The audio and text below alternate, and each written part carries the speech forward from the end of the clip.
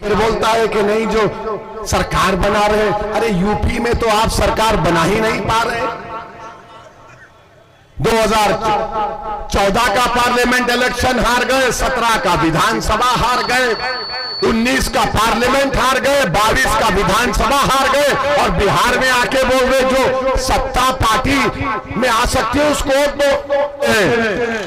और यहां पर बार बार डराना, अरे वो आ जाएगा, ये आ जाएगा। मेरे भाई, मैं आपके सामने खड़े होकर कह रहा हूं, बीजेपी अगर सरकार में है, 3 बार मोदी प्रधानमंत्री बना, किसकी कमजोरियों की वजह से बना? ये नाम निहाद सेकुलर पार्टियों की कमजोरी से बना, मेरी कमजोरी नहीं। ये अपने गिरबान में झांक कर नहीं देखते, इल्जाम ओवैसी पर लगाते हैं।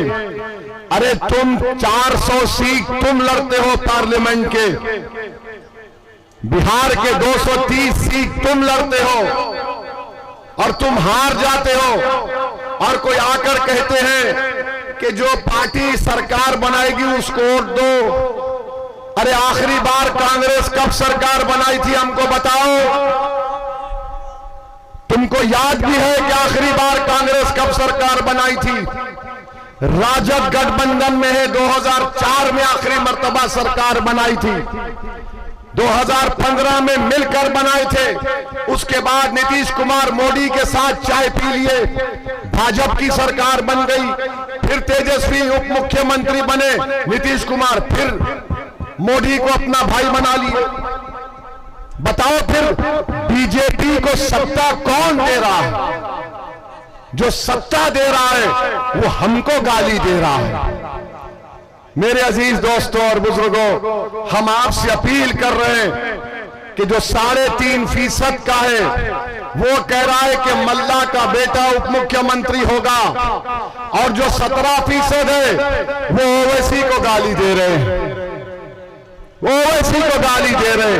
तो मैं आपके सामने खड़े होकर कह रहा हूं कि हमने जो जीडीए का अलायंस बनाया, अगर सीमांचल की जनता, किशनगंज विधानसभा की तमाम मुअज़्ज़िज़ लोग, नौजवान, हमारी मां और बहनें मुत्तहिद हो जाएंगी तो इंशाअल्लाह ताला पटना की कुर्सी पर सीमांचल का बेटा बैठेगा।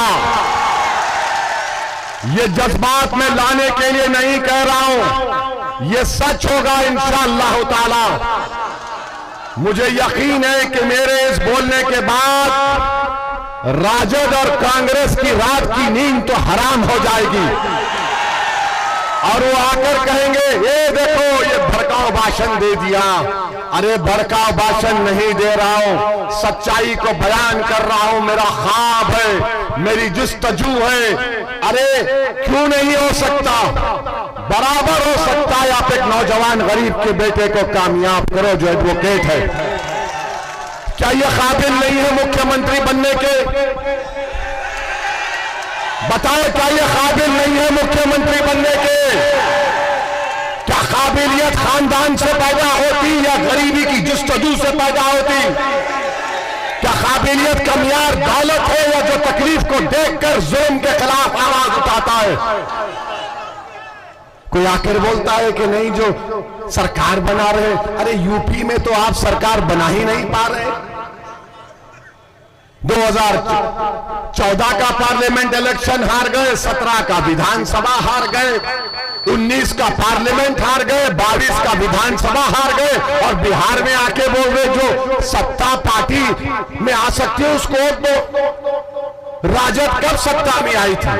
और ये गठबंधन से हमारा एक सवाल है, नरकटियागंज, वहां पर गठबंधन ने दीपक यादव को टिकट दिया। अभी गूगल करो, दीपक यादव का नाम देखो। दीपक यादव विश्व हिंदू परिषद का है। दीपक यादव तलवार बांट रहा है और ओवैसी को गाली देते हुए नफरत फैलाता है। अरे मैं सीमांचल में कलम बांटने का काम करना चाहता हूं, तुम जिसकी तारीफ कर रहे हो तलवार बांट रहा है। और तलवार बांट रहा है तो क्या मुर्गी को काटेगा या बकरे को काटेगा? क्यों बांट रहा है? तेजस्वी गठबंधन वालों बोलो। नरकटियागंज, और तेजस्वी किसको अवार्ड देता है? कामेश्वर यादव।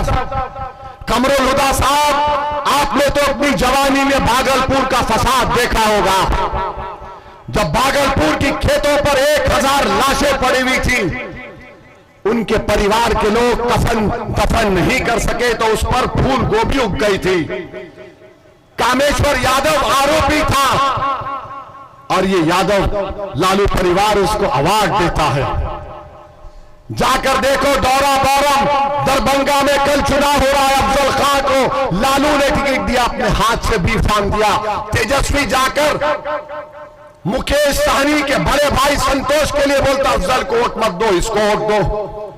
हम 8 दिन से बोल रहे अफजल को धोखा दे रहा है। तो कल रात में मुकेश सहनी ने कहा कि हमको नहीं चाहिए। लालू लेटर लिख दिए निर्वाचन सदन को कि अफजल हमारी पार्टी का नहीं है। तुम इस तरह से 17% को बर्ताव करते हो। जाकर देखो एक और विधानसभा है जहां पर उसका नाम, एक मिनट, उसका नाम जो है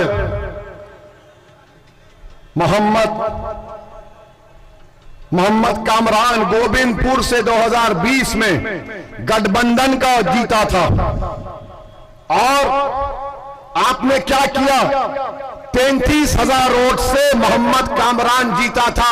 कमरुल हुदा गठबंधन ने टिकट काट दिया।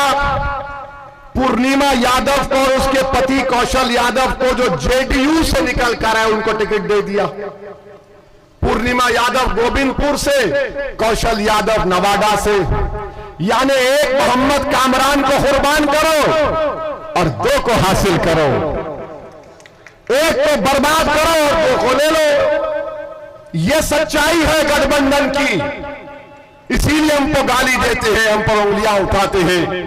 मेरे अजीज दोस्तों और बुजुर्गों, अगर आप पूरी तैयारी के साथ इस नौजवान को कामयाब करेंगे जो गरीब खानदान से लड़कर पढ़ लिख कर आगे आया है, तो किशनगंज में यकीनन काम होगा, विकास का काम होगा। 30-35 साल से आप इस उम्मीद पर अपना वोट दे रहे हैं कि शायद कुछ हो जाएगा। मेरे भाई याद रखिए, लम्हों ने खता की, सदियों ने सजा पाई। हमने कभी भी सीमांचल के मफाद पर कॉम्प्रोमाइज नहीं किया। ये कांग्रेस पार्टी का एक सांसद बोलता है ओवैसी की जात क्या है, ओवैसी की जमीन क्या है, ओवैसी की दौलत क्या है। अरे सोन, मैं मुसलमान हूं, गयूर मुसलमान हूं। मैं रसूलुल्लाह सल्लल्लाहु अलैहि वसल्लम का उम्मती हूं। बहरूपिया बोलता है मेरा नाम मेरे अब्बा और अम्मा ने असदुद्दीन रखा, दीन का शेर के नाम से रखा। और तू पूछता है मेरी जमीन कितनी है? अरे पूरा सीमांचल मेरा है, बता तेरा क्या है?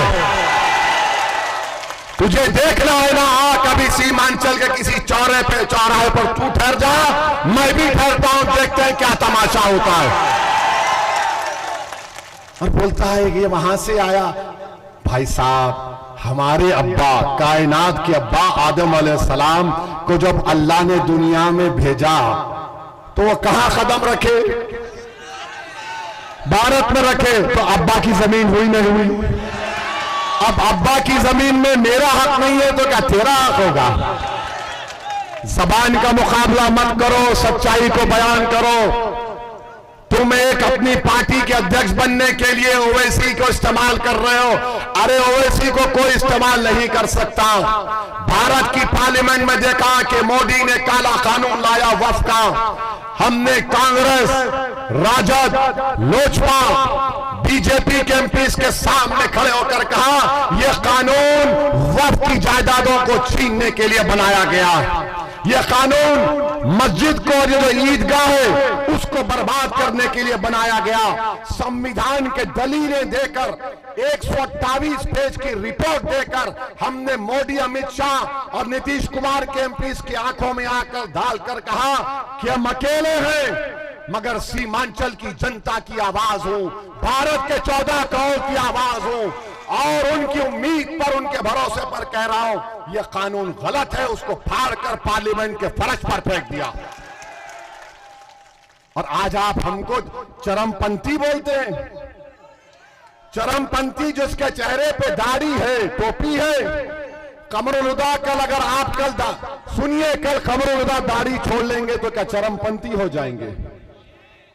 यहां इतने लोग हैं जिनके चेहरे पे दाढ़ी है, सर पे टोपी है, मां और बहनों के सर पे पल्लो है, हिजाब चाहता है। वो चरमपंथी बोलकर सीमांचल नहीं बल्कि 17% अल्पसंख्यक समाज की तौहीन किया है। अभी मुख्यमंत्री नहीं बना, तलवार बांटने वाले को टिकट दिया। अभी मुख्यमंत्री नहीं बना, अफजल को हरा दिया। अभी मुख्यमंत्री नहीं बना, खुर्रम को टिकट काट दिया। ये आपको फैसला करना है। पतंग छाप आपकी आवाज है, पतंग छाप आपकी ताकत है। सीमांचल के इंसाफ के लिए, यहां के नौजवानों के पलायन को रोकने के लिए, यहां के मासूम बच्चे जो अपनी मां की कोख से पैदा होते हैं उनकी जिंदगी को बचाने के लिए, बच्चियों के कॉलेज का इंतजाम करने के लिए, नदी के कटाव को रोकने के लिए, ताटबंद का काम कराने के लिए, एएमयू कैंपस को सुधारने के लिए, आपकी एक सियासी ताकत को बनाने के लिए 11 तारीख को पतंग छाप को आप वोट देंगे और सीमांचल को कामयाब करेंगे। तो लगाइए हमारे साथ नारा, सीमांचल जिंदाबाद, सीमांचल जिंदाबाद, किशनगंज की जनता जिंदाबाद, हमारा इत्तेहाद जिंदाबाद, नारे तकबीर। अस्सलाम वालेकुम। इस नौजवान का साथ दीजिए, इसको कामयाब करिए। बिहार में 60% आबादी 35 साल से कम उम्र नौजवानों पर मुश्तमिल है। बुजुर्गों, इस बच्चे की सरपरस्ती करो ताकि सीमांचल की लड़ाई जारी रख सके। सलाम वालेकुम।